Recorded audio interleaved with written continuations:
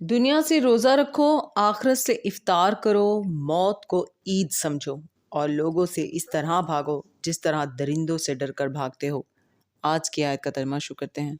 पनाह मांगती हूँ अल्लाह की शैतान मरदूद से। शुरू अल्लाह का नाम लेकर जो बड़ा मेहरबान निहायत रहम वाला है।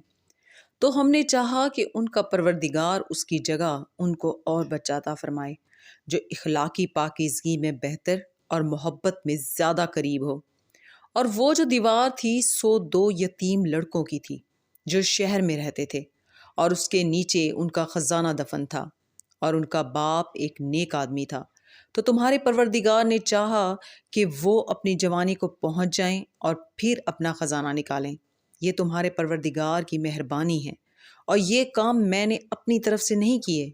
ये उन बातों की हकीकत है जिन पर तुम सब्र ना कर सके। और तुमसे जुल्करनैन के बारे में दरियाफ्त करते हैं। कह दो कि मैं उसका किसी कदर हाल तुम्हें पढ़कर सुनाता हूँ। हमने उसको ज़मीन में बड़ा इक़्तिदार दिया था और हर तरह का सामान उसको अता किया था, तो उसने एक सफ़र का सामान किया। सदक़ल्लाहुल अज़ीम।